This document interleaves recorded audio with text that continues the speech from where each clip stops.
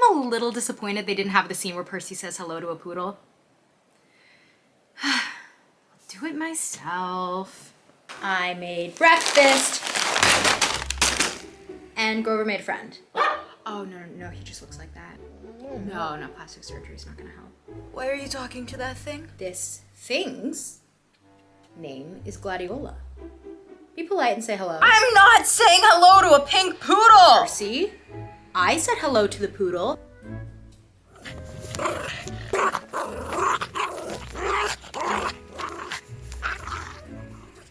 Hello, poodle. Gladiola. Hello, Gladiola! Medusa should have killed me.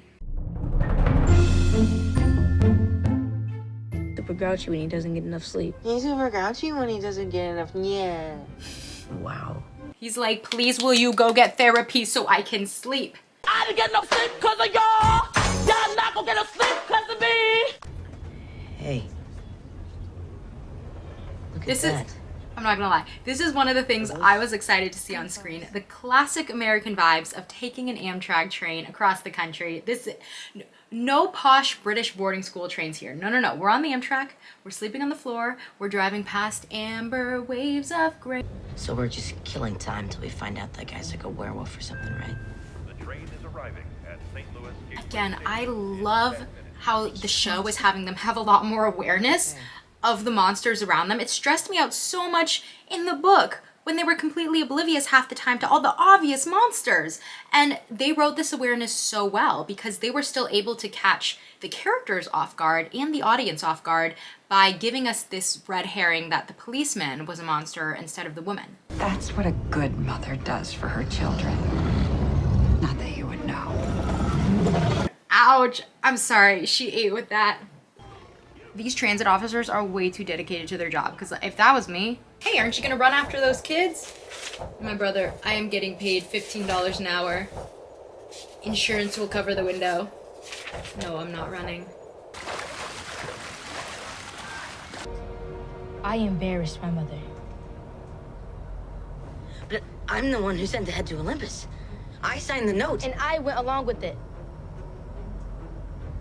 It embarrassed her. Now she's angry. Okay, this is a really good and hurtful parallel to last week's episode where Medusa was saying that she embarrassed Athena and Athena punished her. I talked about this a bit in my last video, but I'm really enjoying the focus on the idea that the godly parents are not good parents to their children.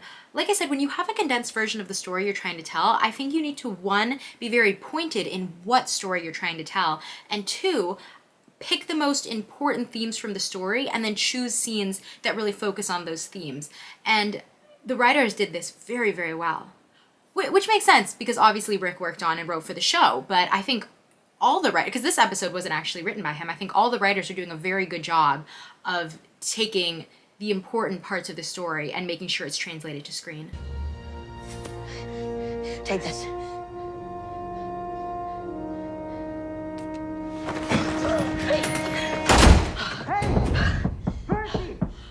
Hold on, I need to rewind and watch that scene another 1 or 2 or 15 times. You know, I'm a cat person, so honestly, I think it's kind of cute. It's kind of a cute kitty. Oh, kitty breathes fire. Never mind, it's scary. Could the action scenes be longer? Are they lacking a little bit? Probably because of budget constraints. Objectively, yes. I think the show could use longer action scenes. Personally, no. I don't care for action.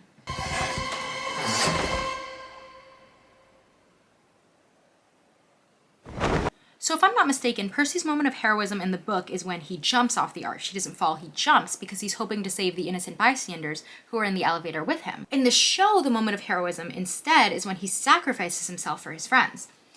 I like the shift here just on an emotional level. I think we as viewers are going to have a more emotional reaction to Percy saving Annabeth and Grover versus him saving some random strangers.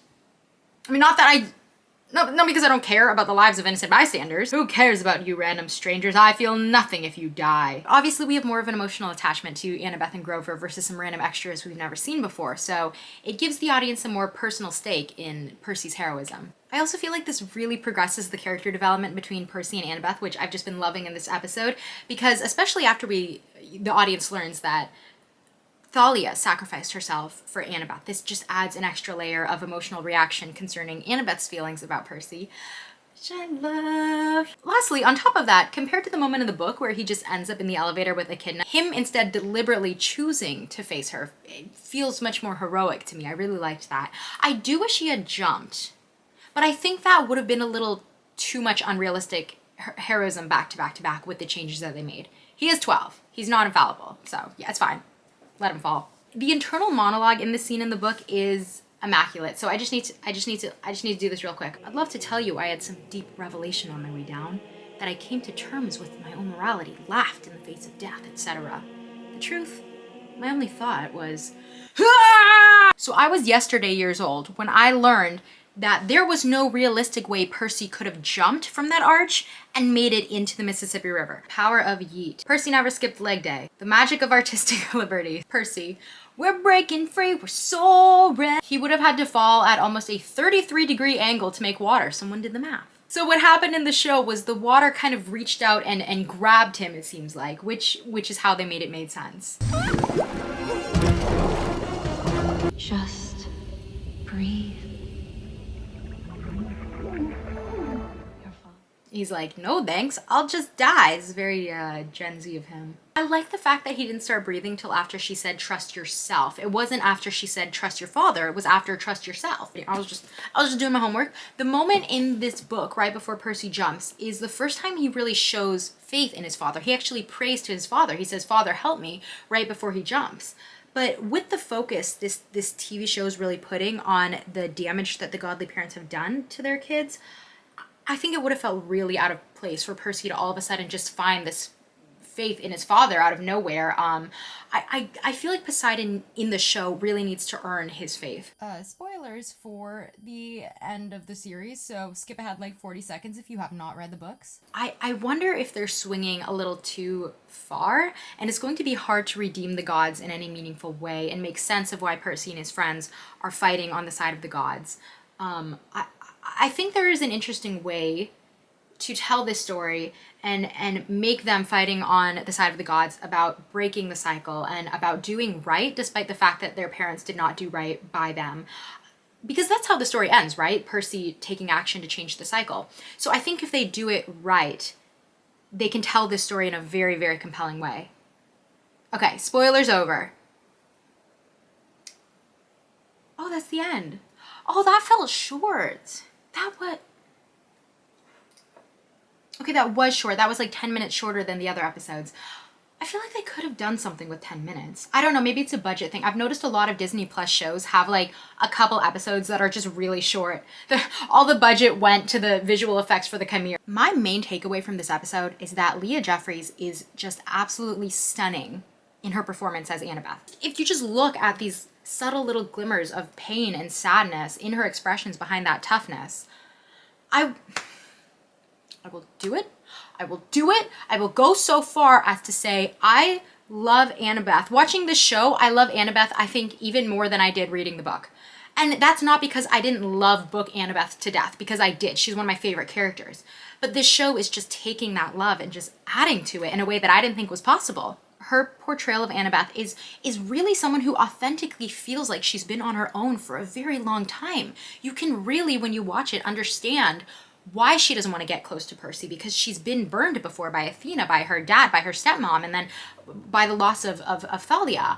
I feel like Leah Jeffries' portrayal and the way she's been written, it's really helping me understand, even more so than when I read the books. We're going to have another spoiler warning here. If you have not read the books, go ahead and mute. I really understand now Annabeth's insistence in trying to save Luke, because when I read the book, I got the sense that most of her loyalty to Luke was because of her crush on him. But watching the show, I really fully appreciate the fact that Annabeth had no one else in the world besides Luke and Thalia. And then Thalia died and she only had Luke, the only person who didn't treat her like she was disposable. I just made myself sad. And I think it's bizarre that anyone can watch her performance as Annabeth and then complain about the fact that she looks different from the book. She's not the same race as the book. I'm not talking about, maybe an initial and understandable reaction of like, oh, that's not how I picture these characters, and then you move on. I'm still seeing people online saying things about how she's not right to play Annabeth to this day. And to those people, I'm going to read a few excerpts from something Rick Riordan wrote on his website, and I am going to link the whole thing in the description box, and I encourage you to go back and to actually read the whole thing. I'm going to read some excerpts. Leah Jeffries is Annabeth Chase. I have been clear as the author that I was looking for the best actors to inhabit and bring to life the personalities of these characters, and the physical appearance was secondary to me. We did that. You refused to believe her selection could have been based on merit. You decided she must have been hired simply to fill a quota or tick a diversity box. You are judging her appropriateness for this role solely and exclusively on how she looks. The core message of Percy Jackson has always been that difference is strength. There is power in plurality. You should never judge someone by how well they fit your preconceived notions. Anyone can be a hero. If you don't get that, if you're still upset about the casting of this marvelous trio, then it doesn't matter how many times you have read the books. You didn't learn anything from them.